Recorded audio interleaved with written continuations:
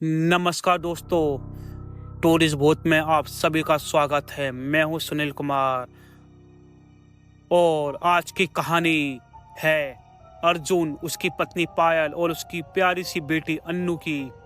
एक कड़कड़ाती सर्दी में रात में मांडवा से जयपुर लौट रहे थे। सफर के दौरान सुनसान रास्ते पर गाड़ी में अचानक झटके आने लगे, जिससे घबराकर पायल घबरा गई। जब उन्होंने गाड़ी रोकी तो सामने अंधेरा था और उन्होंने किसी के कदमों की आवाज़ सुनी।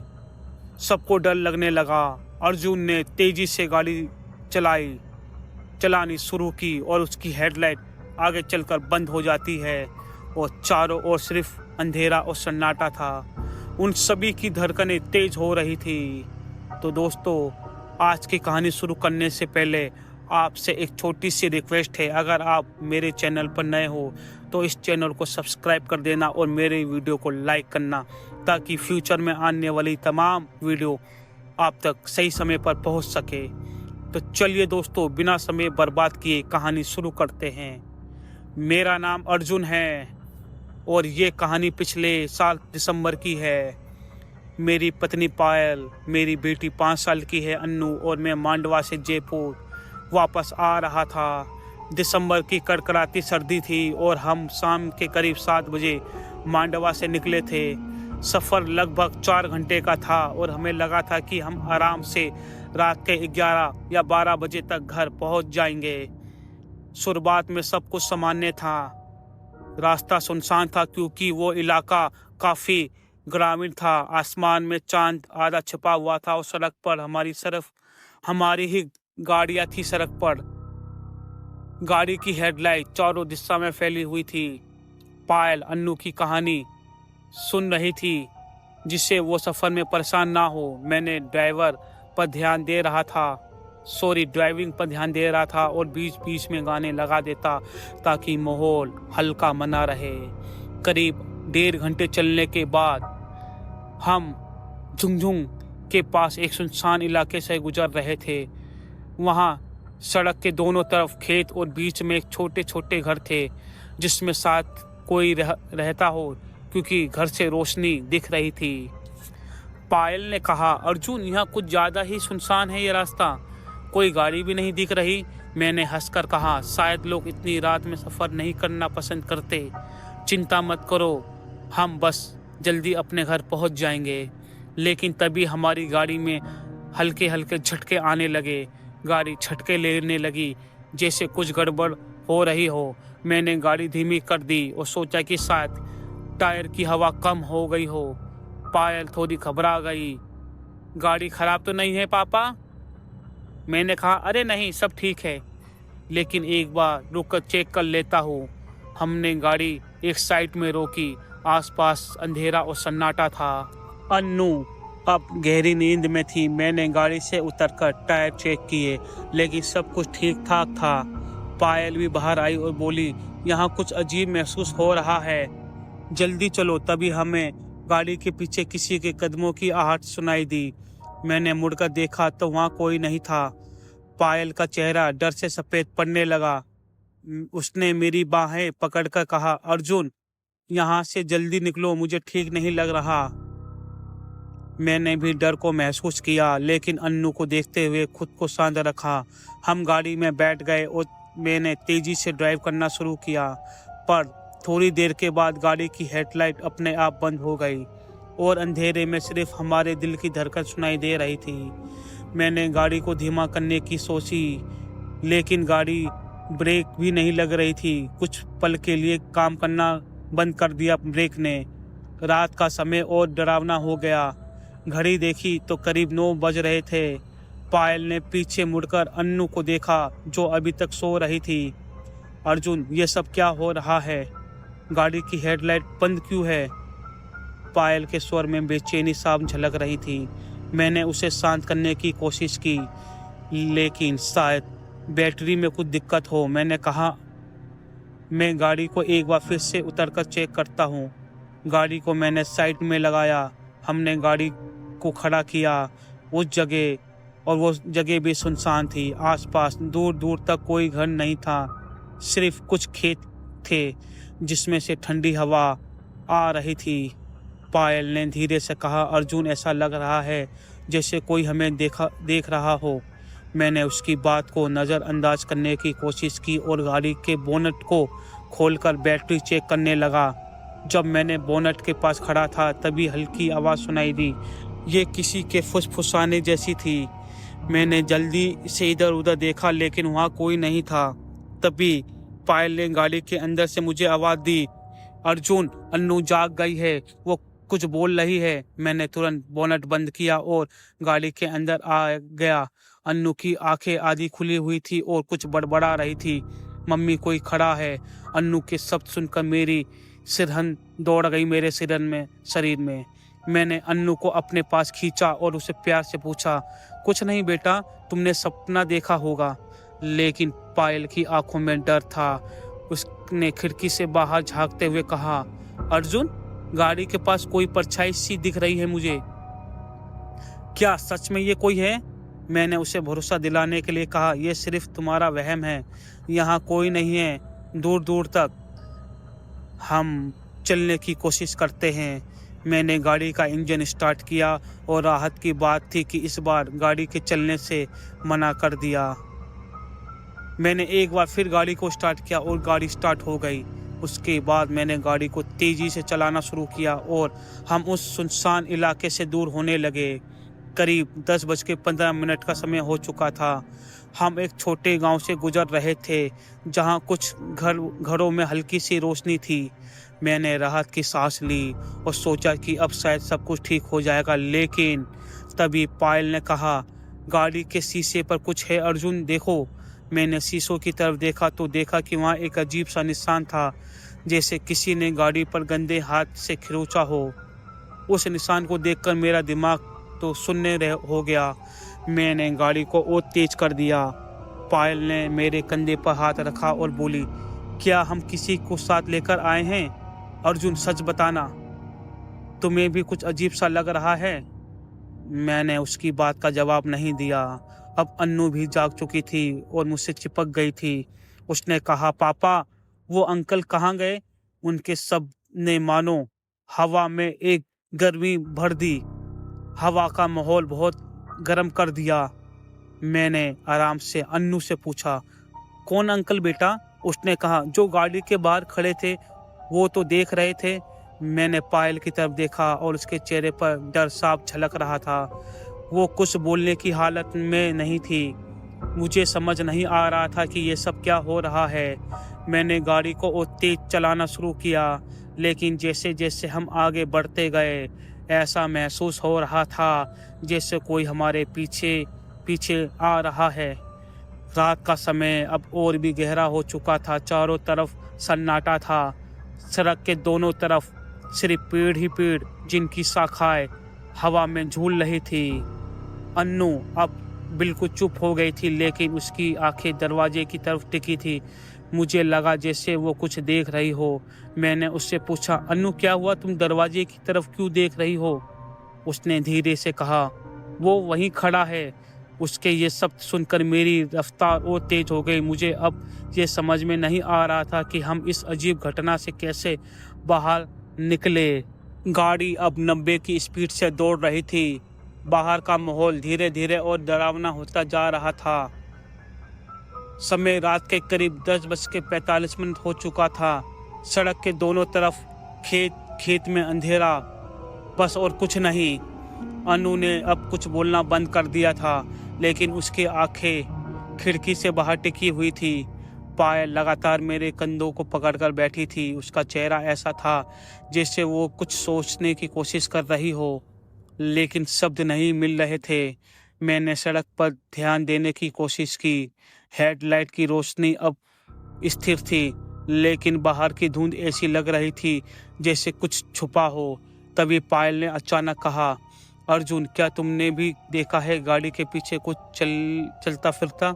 मैंने मिरर में देखा। हल्की सी परछाई कुछ पलों के लिए दिखी, लेकिन मैं इससे साफ देख नहीं पाया।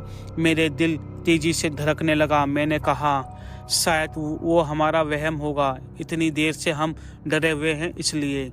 पायल ने धीरे से कहा, ये सिर्फ मेरा वहम नहीं हो सकता, अन्नू ने भी तो देखा है। अर्जुन, यहाँ कुछ तो है। मैंने उसकी बातों पर ध्यान नहीं दिया।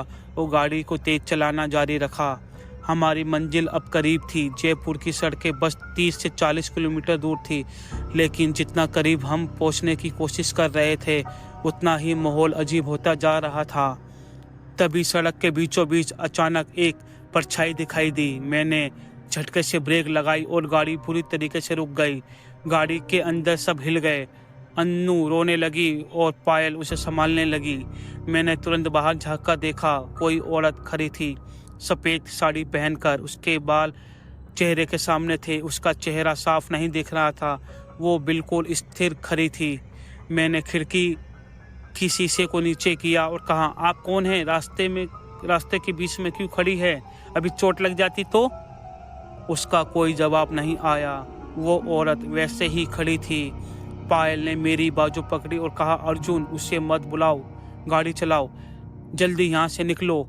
मैंने उसकी बात मानी और गाड़ी को फिर स्टार्ट किया, लेकिन जैसे ही गाड़ी आगे बढ़ने की कोशिश करता वो धीरे धीरे हमारी ओर आने लगी थी। उसकी चाल इतनी धीमी थी कि लग रहा था जैसे वो हवा में तैर रही हो। पायल अब बुरी तरीके से डर चुकी थी। उसने जोर से कहा, गाड़ी तेज चलाओ अर्जुन, अन्नू को कुछ नहीं होना चाहिए। मैंने गाड़ी को तेज किया, लेकिन सड़क पर नियंत्रण मुश्किल हो रहा था। बाहर अंधेरा और भी गहरा होता गया। ऐसा लग रहा था जैसे हमारी गाड़ी के अलावा दुनिया में और कुछ नहीं बचा है। रात के 11 बज चुके थे। गाड़ी की हेडलाइट अचानक से बंद हो गई, फिर चालू हो गई, फिर बंद हो गई। मेरे हाथ में स्टीयरिंग व्हील था, पसीने से भीग चुके थे। मैंने रियर व्यू मिरर में देखा। वो औरत अब भी दिख रही थी, लेकिन इस बार वो गाड़ी के अंदर की ओर देख रही थी। मैंने पायल से कहा, उसे आंखें मत मिलाना, अन्नू को कुछ मत बताओ, सब ठीक हो जाएगा। पायल ने डरते हुए कहा, ये सब हमारे गाड़ी के साथ क्यों हो रहा है? अर्जुन, तुमने गाड़ी में कुछ अजीब सुना है था?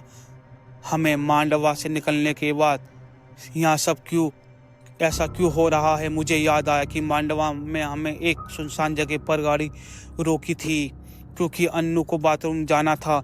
वहाँ सड़क के किनारे एक पुराना पीपल का पेड़ था, जिसके नीचे कुछ लाल कपड़े और बिखरी हुई माटी पड़ी हुई थी। मैंने उस वक्त इसे नज़रअंदाज कर दिया था। तभी अन्नू ने धीरे से कहा, पापा, वो गाड़ी के अंदर आ गई है। उसकी आवाज़ में ऐसा डर था जो मेरे दिल को दहला गया। मैंने तुरंत पीछे मुड़कर देखा। सीट पर कोई बैठा हुआ था। उसका चेहरा नहीं दिख रहा था, लेकिन वो बगल में सोई अन्नू को घूर रहा था। मैंने जोर से गाड़ी का एक्सीलेटर पर पैर रखा। पायल जोर से चिल्लाई, अर्जुन, संभालो, ये क्या कर रहे हो? सड़क के मोड़ पर गाड़ी एकदम झटके से घूमी और लगभग हम खेत में गिरने वाले थे, लेकिन मैंने आखिरी समय पर गाड़ी को संभाल लिया। घड़ी में रात के 11:30 बज चुके थे। गाड़ी के अंदर का माहौल इतना भारी हो चुका था कि हर कोई चुप था। मैंने खुद से कहा, जयपुर पहुंचने तक सब ठीक हो जाएगा, बस थोड़ी दूर और। लेकिन भीतर कुछ मुझे पता था, ये सफ़र अब सामान्य नहीं रह गया है। गाड़ी अब शहर की ओर बढ़ रही थी, लेकिन माहौल अब भी भारी था। पायल ने अन्नू को अपनी गोद में लिया और लगातार मुझसे कह रही थी, अर्जुन, बस जल्दी घर पहुंचो। उसकी आवाज़ में डर और घबराहट थी, लेकिन मैंने उससे कुछ कहने की स्थिति में नहीं समझा। मेरी नज़र तो बस सड़क पर थी और दिमाग में वही अजीब सवाल चल रहा था।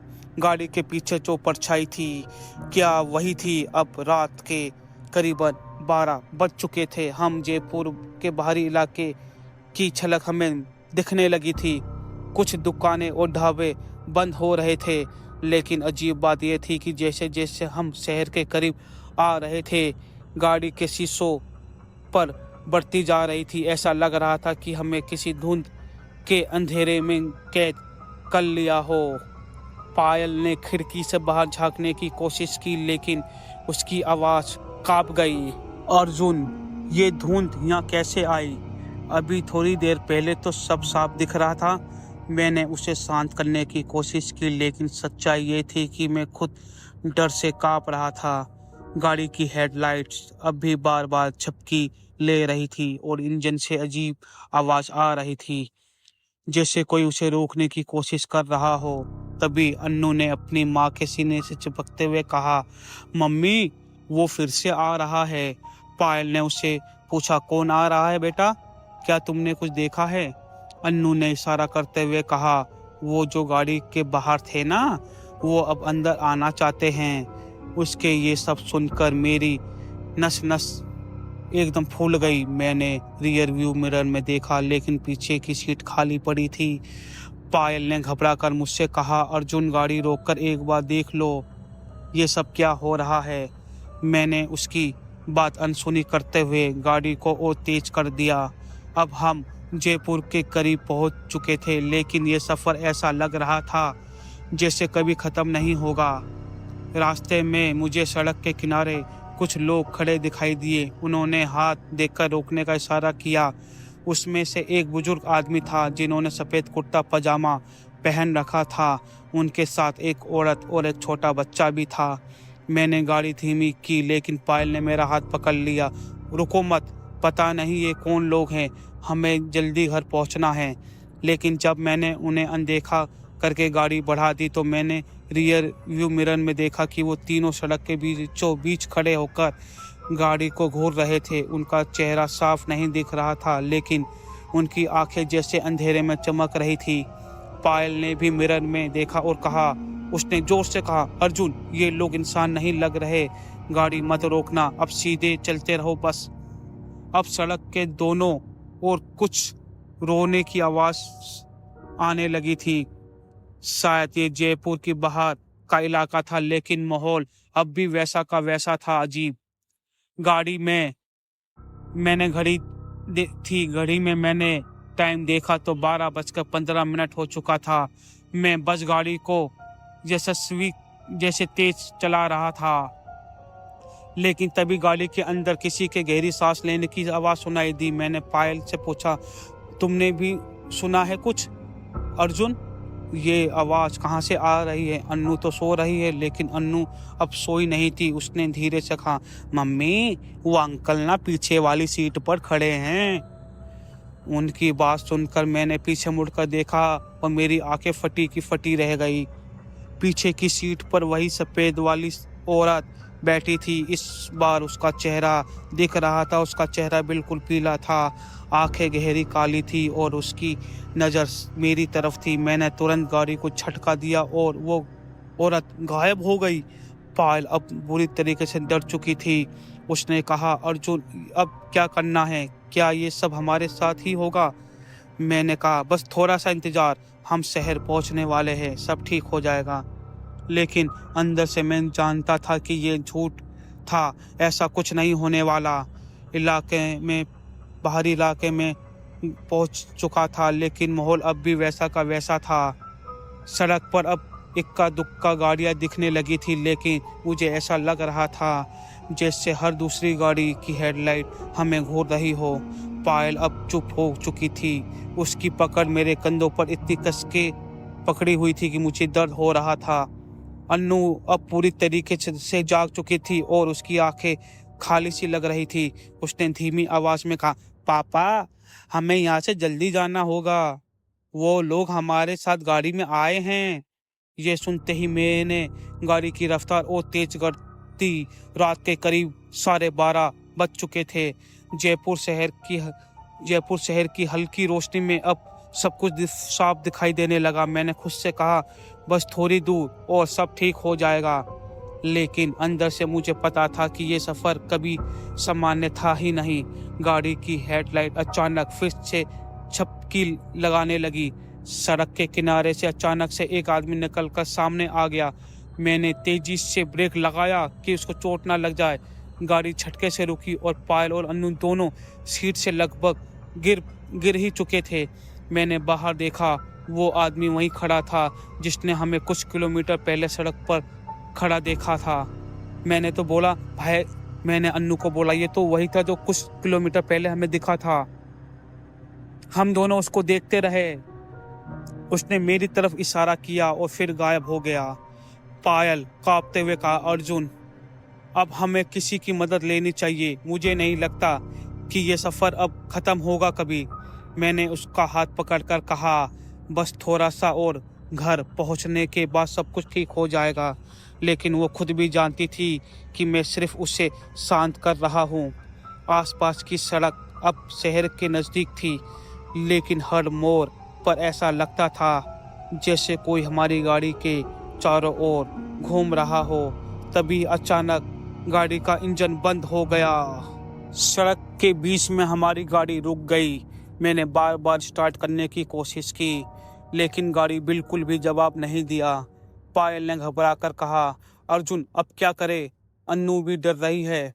अन्नू ने धीरे से कहा, पापा मम्मी, वो लोग अब गाड़ी के अंदर आ गए हैं।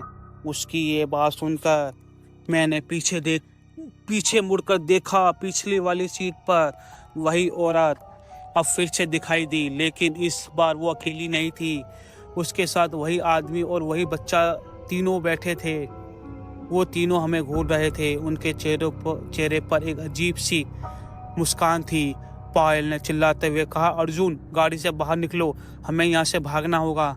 लेकिन जैसे ही मैंने दरवाज़ा खोलने की कोशिश की, वो बंद हो गया। ऐसा लग रहा था जैसे गाड़ी किसी अदृश्य शक्ति ने जकड़ ली हो। अन्नू जोर से रोने लगी और पायल उसे कसकर पकड़ रही थी। रात का 1 बज चुका था। सड़क पर अब कोई गाड़ी नहीं दिख रही थी, सिर्फ हमारी गाड़ी अंधेरे में फंसी हुई थी। मैंने पायल को देखा और कहा, शायद ये गाड़ी हमारी गाड़ी नहीं है, वो रुक रहे हैं, शायद वो हमें रोकना चाहते हैं। इतना कहते ही गाड़ी के शीशे पर खरोच की आवाज़ आने लगी। ऐसा लग रहा था जैसे बाहर कोई नाखून से गाड़ी को खरोच रहा हो। पायल ने मुझे जोर से पकड़ लिया और कहा, अर्जुन अब और रुकना खतरनाक है, कुछ भी करके यहाँ से निकलो। मैंने गाड़ी को फिर से स्टार्ट करने की कोशिश की। इस बार इंजन ने आवाज़ की और मैं तेज़ी से एक्सीलेटर मैंने दबाया पैर के नीचे और गाड़ी किसी तरह चल पड़ी। लेकिन पीछे की सीट पर वो 3 लोग अब भी बैठे हुए थे। उनकी आंखें हमें घूर रही थी। मैंने उनसे नज़र मिलाने की हिम्मत नहीं की। पायल लगातार रोती जा रही थी और कह रही थी, अर्जुन क्या हम ये सफ़र कभी ख़त्म नहीं कर पाएंगे? गाड़ी अब शहर के भीतर दाखिल हो चुकी थी। सड़क पर इक्का दुक्का लोग दिखने लगे थे, लेकिन हर बार जब मैं किसी के पास से गुजरता तो मुझे ऐसा लगता कि वो हमें घूर रहा हो। तभी एक लाल ट्रैफिक लाइट आई। मैंने गाड़ी रोकी। पीछे से कोई गाड़ी का दरवाज़ा खोलने की कोशिश कर रहा था। गाड़ी की खिड़कियां पर खटखटाने की आवाज़ लगातार तेज हो रही थी। मुझे समझ नहीं आ रहा था कि ये सब क्या हो रहा है। तभी लाल बत्ती पर रुकने के बाद मैंने एक पल के लिए भी गाड़ी से बाहर देखने की हिम्मत नहीं की। पायल ने मेरी ओर देखा। उसकी आंखें आंसू से डूबी हुई थी, लेकिन वो कुछ बोल नहीं रही थी। अन्नू अब पूरी तरीके से मेरी ओर खींची आई और मेरे कंधे पर सिर रखकर चुपचाप सिरकी लेकर रो रही थी। सड़क पर और भी गाड़ियां रुकी हुई थी, लेकिन ऐसा लग रहा था जैसे उन गाड़ियों में बैठे लोग हमें नहीं देख पा रहे हों। मैंने शीशा के बाहर देखने की हिम्मत जुटाई, लेकिन जब देखा तो वहाँ कुछ भी नहीं था। खिड़कियाँ अब साफ थी। जो खटखटाने की आवाज़ आ रही थी अब वो बंद हो चुकी थी। पायल ने घबराकर कहा, अर्जुन ये सब अब और अजीब हो रहा है। तुम्हें भी लगता है क्या कि हम कहीं फंस चुके हैं?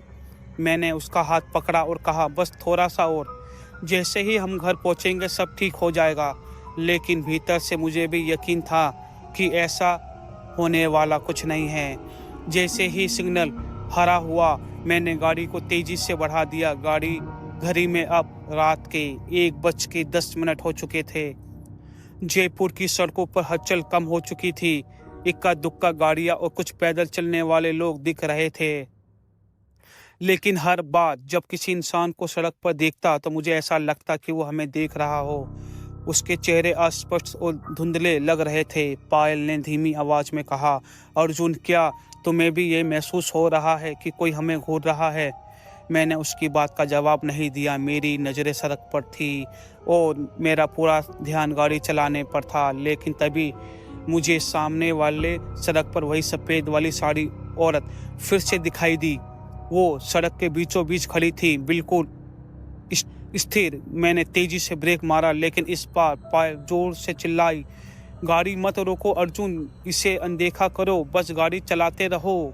लेकिन मेरा दिमाग सुन पड़ चुका था। गाड़ी धीरे धीरे रुक गई। मैंने उसे और पास से देखने की कोशिश की। इस बार उसका चेहरा और भी साफ दिख रहा था। उसकी आंखें खून की तरह लाल थी। उसके होंठ हिल रहे थे, जैसे वो कुछ कहने की कोशिश कर रही हो। पायल ने अन्नू को अपनी गोद में कसकर पकड़ लिया और मेरी ओर चिल्लाई, अर्जुन गाड़ी चलाओ, ये औरत इंसान नहीं है।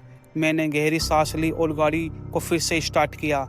जैसे ही मैंने गाड़ी को आगे बढ़ाई, वो औरत गायब हो गई। सड़क अब फिर से सुनसान थी, लेकिन मुझे ऐसा लग रहा था जैसे गाड़ी के अंदर का माहौल और भी भारी हो चुका है। अब हम शहर के करीब एक पुराने पुल से गुजर रहे थे। ये पुल रात के समय और भी डरावना लगता है। सड़क पर कोई गाड़ी नहीं थी, चारों ओर सन्नाटा था। गाड़ी के अंदर सिर्फ अन्नू हल्के से रोने की आवाज़ आ रही थी। पायल मेरी ओर देख रही थी और कहा, अर्जुन क्या तुम्हें सच में लग रहा है कि हम इस शहर तक पहुंच चुके हैं? क्या यह जगह जयपुर जैसी नहीं लग रही? मैंने भी महसूस किया, कुछ तो अजीब था। पुल पर से गुजरते समय ऐसा लग रहा था जैसे गाड़ी हवा में तैर रही हो। सड़क पर गाड़ी की एक भी आवाज़ नहीं आ रही थी। अन्नू ने धीरे से कहा, पापा मम्मी, वो लोग अब पुल के ऊपर है, वो हमें बुला रहे हैं। उसके सब सुनकर मैं पायल की ओर देखा। उसका चेहरा पूरी तरह सफ़ेद पड़ चुका था। उसने घबराते हुए कहा, अन्नू कुछ मत बताओ, अर्जुन जल्दी से घर पहुंचो, ये सब हमारे साथ क्यों हो रहा है? जैसे ही पुल ख़त्म हुआ, सड़क फिर से सुनसान हो गई, लेकिन अब गाड़ी के अंदर एक अजीब सी ठंडक महसूस हो रही थी। ऐसा लग रहा था जैसे किसी ने गाड़ी के अंदर बर्फ़ रख दी हो या गाड़ी का एसी फुल ऑन हो। पायल ने अपनी साड़ी के पल्लू से अन्नू को ढकने की कोशिश की, लेकिन ठंड बढ़ती ही जा रही थी। तभी गाड़ी के शीशों पर धुंध फिर से जमने लगी। इस बार शीशों पर कुछ लिखा हुआ था। मैंने ध्यान से देखा, वो उंगलियों से खरोच कर कुछ लिखा हुआ था और वो लिखा था, तुम बच नहीं सकते। पायल ने इसे देखा और जोर से चिल्लाई, अर्जुन अब बहुत देर हो चुकी है और देर मत करो, हमें किसी भी तरह यहाँ से निकलना होगा, हम बड़ी मुसीबत में हैं। मैंने गाड़ी की रफ्तार और बढ़ा दी, लेकिन इस बार ऐसा लग रहा था जैसे गाड़ी हमारे साथ ही नहीं थी। स्टीयरिंग व्हील भारी हो चुका था और ब्रेक काम नहीं कर रहे थे। करीब के रात 1:30 बज चुके थे। हम जयपुर के अंदर पहुंच चुके थे, लेकिन ये जयपुर वैसा नहीं था जैसा हम जानते थे। सड़कें सुनसान थी और हर कोने पर वही परछाई दिख रही थी। पायल ने अन्नू को कसकर पकड़ लिया और धीरे से कहा, अर्जुन क्या हम इस शहर में कभी बाहर नहीं निकल पाएंगे? गाड़ी अब जयपुर के सुनसान रास्तों पर निकल पड़ी थी। गाड़ी अब जयपुर को पार कर रही थी, लेकिन अजीब और गरीब अब बात तो ये थी कि रफ्तार धीमी हो गई थी, जैसे मैंने उसको सारा नियंत्रण खो चुका था। गाड़ी मेरे कंट्रोल में नहीं थी। घड़ी में अब रात के 1:45 हो गए थे। हर गली हर मोड़ हमें एक जैसा लग रहा था। कोई भी जगह ऐसी नहीं थी जो परिचित ना लगे और ना ही सुरक्षित। पायल अब पूरी तरीके से खामोश हो चुकी थी, लेकिन उसकी आंखों में डर और चिंता साफ झलक रही थी। अन्नू अब उसकी गोद में चिपक कर बैठी थी और बार बार पीछे देखकर कह रही थी, पायल क्या हुआ, क्या लग रहा है? हम बार बार एक ही जगह से गुजर रहे थे। मैंने आवाज़ में डर छिपाने की कोशिश की। पायल ने धीमे आवाज़ में कहा, अर्जुन मैं भी ये महसूस कर रही हूँ, लेकिन इसका मतलब क्या है? क्या हम कहीं फंस चुके हैं? हम एक जगह घूमकर बार बार आ जाते हैं। मैंने गाड़ी को धीरे करते हुए आसमान किसी निशान को पहचानने की कोशिश की आसमान में, लेकिन हर गली में वही टूटे फूटे बिजली के खंभे, खाली सड़कें और बीच बीच में खड़ी रहस्यमयी परछाई दिखाई दे रही थी। जब मैं किसी गली से मुड़ता तो ऐसा लगता जैसे हम उसी जगह लौट आए हैं जहां से हमने शुरुआत की थी। रात का 2 बज चुका था। हवा और भी ठंडी हो गई थी। गाड़ी के अंदर का माहौल जैसे जम सा गया हो। पायल ने गाड़ी की खिड़की से बाहर झांकते हुए कहा, ये शहर जयपुर नहीं हो सकता अर्जुन, हमें यहाँ से निकलना होगा। लेकिन हम जाएंगे कैसे? मैंने इंजन की आवाज़ सुनी। गाड़ी अब अजीब सी आवाज़ कर रही थी, जैसे वो खुद भी रुकना चाहती हो। तभी अन्नू ने फिर कुछ ऐसा कहा जिसने मेरे दिल को धक से रोक दिया। पापा, वो अंकल ना गाड़ी के सामने खड़े हैं। अब वो हमें रोकना चाहता था। मैंने जल्दी से सामने देखा। सड़क के बीचों बीच वही आदमी खड़ा था जिसे हमने पहले पुल पर देखा था। वो इस बार बिल्कुल अजीब था। उसकी आंखें चमक रही थी, उसके होंठ बुदबुदा रहे थे। गाड़ी का हॉर्न मैंने बजाया लेकिन वो हिला तक नहीं। पायल ने मेरे कंधों पर हाथ रखा और कहा, रुको मत, उड़ा दो उसे। अर्जुन, गाड़ी तेज करो, यहाँ से निकलना होगा हमें। मैंने एक गहरी सांस ली और गाड़ी की स्पीड बढ़ा दी। लेकिन जैसे ही गाड़ी उसके पास पहुंची वो अचानक गायब हो गया। गाड़ी के अंदर घुटन सी महसूस होने लगी उसके गायब होते ही। ऐसा लगा कोई हमारी सांसें खींच रहा हो। अब रात के 2:15 हो चुके थे। गाड़ी अब एक खुले मैदान की तरफ बढ़ रही थी। सड़क खत्म हो चुकी थी लेकिन गाड़ी रुकने का नाम नहीं ले रही थी। पायल ने मेरे हाथ को कसकर पकड़ लिया और कहा, अर्जुन, ये सब हमारी गलती है क्या? तुमने मांडवा में कुछ अजीब देखा था? क्या हुआ? क्या हमने वहाँ कुछ ऐसा किया जो हमें नहीं करना चाहिए था? मैं याद करने की कोशिश की। मांडवा में उस सुनसान जगह पर जब अन्नू ने बाथरूम जाने की बात कही थी तो मैंने गाड़ी एक बड़े पेड़ के पास रोकी थी। उस पेड़ के पास कुछ लाल कपड़े और बिखरे हुए नारियल पड़े थे। शायद वो पूजा स्थल था, लेकिन मैंने उस समय इसे नज़रअंदाज कर दिया। पायल ने कहा कि ये जगह अजीब है, लेकिन मैंने उसे शांत कर दिया। अर्जुन, ये सब उसी वक्त से हो रहा है। शायद हमने अनजाने में किसी ऐसी चीज़ को छेड़ दिया है जो अब हमारे पीछे पड़ गई। पायल की आवाज़ काँप रही थी। मैंने कहा, तो अब हम क्या करें रे? मैं कोशिश तो कर रहा हूँ यहाँ से निकलने की। पायल ने अन्नू को कसकर पकड़ते हुए कहा, हमें उसी जगह जाकर माफ़ी मांगनी चाहिए। लेकिन माफ़ी मांगने का वक्त नहीं था। गाड़ी अब एक गहरे मैदान के बीच फंस चुकी थी। चारों ओर सिर्फ अंधेरा था और सिर्फ गाड़ी की हेडलाइट की रोशनी थी। अचानक गाड़ी का इंजन बंद हो गया। चारों तरफ सिर्फ सन्नाटा था। मैंने पायल से कहा, ये जगह जयपुर नहीं है, हमें गाड़ी से बाहर निकलना होगा। पायल चिल्लाते हुए कहा, क्या तुम पागल हो गए हो? बाहर मत जाओ, हमें यहीं कुछ करना होगा। लेकिन अंदर बैठे रहने से अब सुरक्षित नहीं होने वाला कुछ। गाड़ियों के शीशे पर फिर से खरोच की आवाज़ आने लगी। अन्नू ने डरते हुए कहा, पापा, वो लोग अब वापस आ गए, वो खिड़की से अंदर आ रहे हैं। मैंने जल्दी से चारों ओर देखा। बाहर कुछ भी दिखाई नहीं दे रहा था, लेकिन गाड़ी के अंदर का माहौल अब भी भारी हो गया था, जैसे कोई हमारे ठीक बगल में बैठा हो। गाड़ी अब पूरी तरीके से बंद हो चुकी थी। रात का समय और गहराता जा रहा था। अब 2:35 का वक्त था। मैंने पायल और अन्नू गाड़ी के अंदर फंसे हुए थे। अन्नू की धीमी सिसकियां और पायल की घबराहट हुई सांसें गाड़ी के अंदर की खामोशी को और भारी मना रही थी। बाहर का अंधेरा अब ऐसा महसूस हुआ जैसे वहाँ गाड़ी के शीशों से अंदर कोई झांक रहा हो। मैंने गाड़ी को फिर से स्टार्ट करने की कोशिश की, लेकिन हर बार इंजन एक अजीब सी आवाज़ निकलकर बंद हो जाता।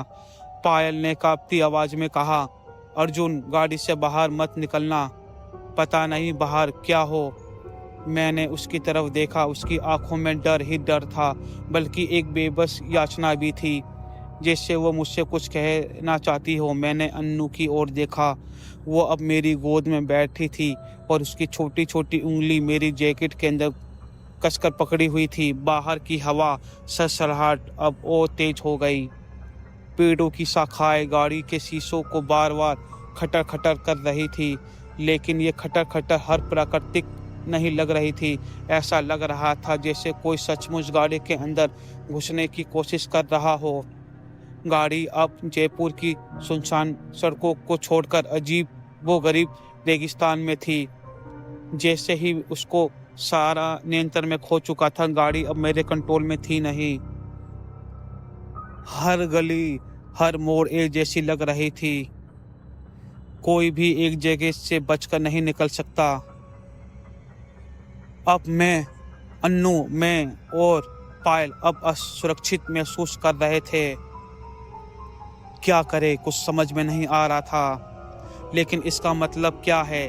हम कहीं फंस चुके हैं। मैंने गाड़ी को धीरे करते हुए आसपास के निशान को पहचानने की कोशिश की, लेकिन कुछ भी मुझे समझ में नहीं आया। अन्नू ने फिर कुछ ऐसा कहा जिसने मेरे दिल को रोक दिया। पापा, अंकल गाड़ी के सामने खड़े हैं। अब वो हमें रोकना चाहते हैं। मैंने जल्दी से सामने देखा, लेकिन सड़क के बीचों बीच वो आदमी खड़ा था जिसे हमने फर्स्ट टाइम देखा था। फिर वो लौट के आ गया। फिर वो खड़ा था, उसकी आंखें चमक रही थी, उसके होंठ बुदबुदा रहे थे। मैंने गाड़ी का हॉर्न बजाया, लेकिन वो हिला तक नहीं। पायल ने मेरे कंधे पर हाथ रखा। रुको मत बोला। मैंने गाड़ी एकदम 100 से ऊपर की स्पीड में कर दी और फराटेदार गाड़ी एकदम स्पीड से निकली। फिर वो अचानक आदमी गायब हो गया। फिर कुछ देर आगे जाने के बाद हमने गाड़ी रोकी और एक गहरी सांस ली। गाड़ी का दरवाज़ा धीरे से खुला। जैसे ही मैं बाहर निकला, हवा अचानक और ठंडी हो गई। ऐसा लग रहा था जैसे किसी ने मेरे चारों ओर बर्फ़ रखी हो। मैं इधर उधर देखा, चारों तरफ घना अंधेरा था। फिर मैंने गाड़ी के बोनट की ओर बढ़ा, लेकिन जैसे ही मैं बोनट के पास पहुंचा, मुझे ऐसा महसूस हुआ जैसे कोई मेरे पीछे खड़ा हो। मैं झट से पीछे मुड़कर देखा, वहाँ कोई नहीं था, लेकिन हवा में एक अजीब सी गंध थी, जैसे कुछ जलने की। मैंने बोनट खोलने की कोशिश की, लेकिन जैसे ही मैंने हाथ को आगे बढ़ाया, मुझे ऐसा लगा जैसे किसी ने मेरी कलाई को जोड़कर पकड़ लिया हो। मेरी कलाई को कसकर पकड़ लिया। मैंने तुरंत हाथ पीछे खींचा। गाड़ी के अंदर से पायल की आवाज़ आई, अर्जुन जल्दी वापस आओ, अन्नू कुछ कह रही है। मैंने गाड़ी की ओर देखा। अन्नू अब अपनी सीट पर नहीं थी, वो गाड़ी के फर्श पर लेटी हुई थी और कुछ अजीब बुदबुदा रही थी। मैं भागकर गाड़ी के अंदर पहुंचा। पायल ने घबराते हुए कहा, अन्नू को क्या हो गया? देखो ये क्या बोली जा रही है। अन्नू की आवाज़ अब साफ हो रही थी, बार बार कह रही थी, हमें यहाँ से नहीं जाने देगी, उन्होंने गाड़ी रोक दिया है, अब हम फंस गए हैं। मैंने पायल से कहा, उसे पकड़ कर रखो, मैं गाड़ी को स्टार्ट करने की कोशिश करता हूँ। मैंने गाड़ी को स्टार्ट करने की पूरी कोशिश की, लेकिन इस बार गाड़ी के अंदर एक अजीब सी चीज़ हुई। रेडियो जो बंद था वो अचानक चालू हो गया। उसमें से एक धीमी आवाज़ आ रही थी, तुम्हें नहीं जाना चाहिए था, तुम यहाँ ही रहोगे, तुम नहीं जा सकते। पायल ने घबरा कर कहा, अर्जुन गाड़ी को यहाँ से हटाओ, जल्दी करो। मैंने रेडियो बंद करने की कोशिश की, लेकिन वो बंद नहीं हुआ। अन्नू ने एक बार फिर से कहा, पापा मम्मी वो लोग गाड़ी के अंदर आ गए हैं, वो अब हमें नहीं छोड़ेंगे। तभी खिड़कियों के शीशे पर खरोच नहीं, उनकी आवाज़ें आ रही थी, वो भी तेज। बाहर से ऐसा लग रहा था कोई बोल रहा हो, लेकिन खरोच नहीं, वो आवाज़ें अब आ रही थी।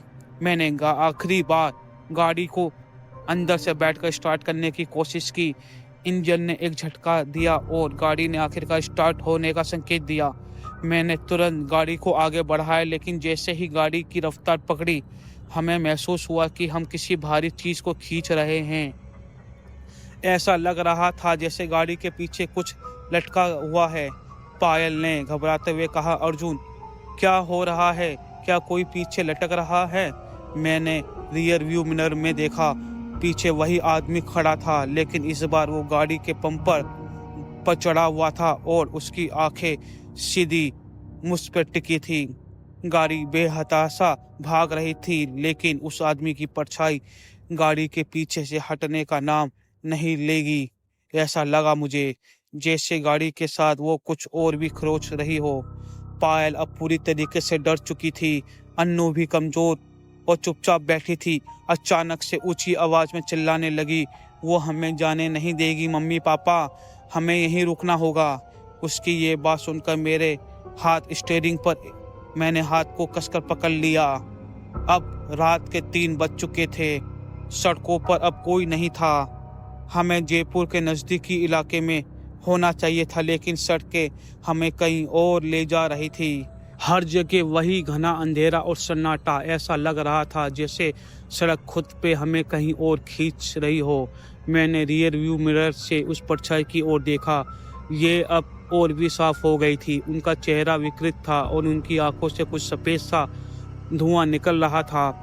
मैंने गाड़ी की रफ्तार और तेज की, लेकिन यह महसूस हुआ कि जितनी तेज मैं गाड़ी चला रहा हूँ, वो हमारे करीब आ रहे हैं। पायल ने डरते हुए कहा, अर्जुन अब रुक जाओ, हमें समझना होगा कि ये सब क्यों और किस लिए हो रहा है। अगर हमने इसे नज़रअंदाज किया तो शायद कुछ भी हो सकता है और बहुत बुरा हो सकता है। मैंने उसकी बात अनसुनी कर दी। मुझे सिर्फ एक ही चीज़ समझ आ रही थी कि हमें यहाँ से निकलना होगा। तभी सड़क अचानक ख़त्म हो गई। हमारे सामने एक बड़ा खाली मैदान था। गाड़ी जैसे खुद ब खुद खामोश हो गई। पायल ने रोते हुए कहा मुझसे, अब क्या करोगे अर्जुन? ये कौन सी जगह है? अन्नू चुपचाप फर्श पर बैठी थी। उसकी उंगली ठंडी और नीली पड़ गई। मैंने गाड़ी का दरवाज़ा खोला और बाहर निकला। चारों तरफ सिर्फ घना कोहरा था, लेकिन कोहरे के बीच से मुझे कुछ परछाई दिखी। वो जो लोग थे हमें हमारा पीछा कर रहे थे, अब हमारे चारों ओर खड़े हो जाते हैं। सफ़ेद साड़ी वाली औरत, वो आदमी और वो बच्चा हर बार गाड़ी के पीछे दिखते थे। इस बार वो बिल्कुल साफ दिख रहे थे और उनके चेहरों पर कोई गुस्सा नहीं था, बल्कि एक अजीब सी उदासी थी, जैसा वो कुछ कहना चाहती हो हमसे, लेकिन हम समझ नहीं पा रहे थे। पायल ने गाड़ी के अंदर से चिल्लाकर कहा, अर्जुन जल्दी से वापस आ जाओ, उनके पास मत जाओ। लेकिन मैंने एक कदम आगे बढ़ाया और उससे कहा, आप लोग क्या चाहते हो? क्यों हमें परेशान कर रहे हो?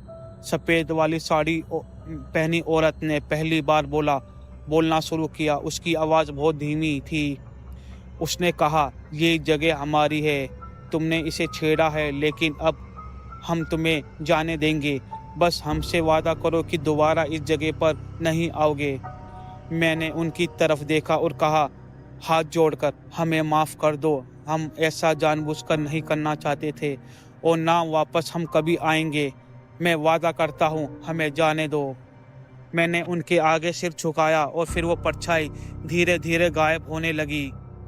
कोहरा भी छटने लगा और हमें पहली बार एहसास हुआ कि हम जयपुर के बिल्कुल नज़दीक थे। गाड़ी ने एक झटका लिया और फिर से चालू हो गई। घड़ी में सुबह के 4 बज चुके थे। हम जयपुर की मुख्य सड़क पर पहुंच चुके थे। पायल, अन्नू अब भी चुप थे। हम सबकी आंखों में आंसू थे, लेकिन एक अजीब सा सुकून भी था। शायद हमने जो देखा था वो एक चेतावनी थी। और मैं आपको याद दिलाता हूँ कि रास्ते में पीपल के पेड़ के पास या कहीं अनजाने में पेशाब टॉयलेट मत करना, वरना जो इनके साथ हुआ है वो आपके साथ भी हो सकता है। तो आज की कहानी बस इतनी सी। मिलते हैं अगली वीडियो में। तब तक tata, bye bye, good night, sayonara. और डर जरूरी है।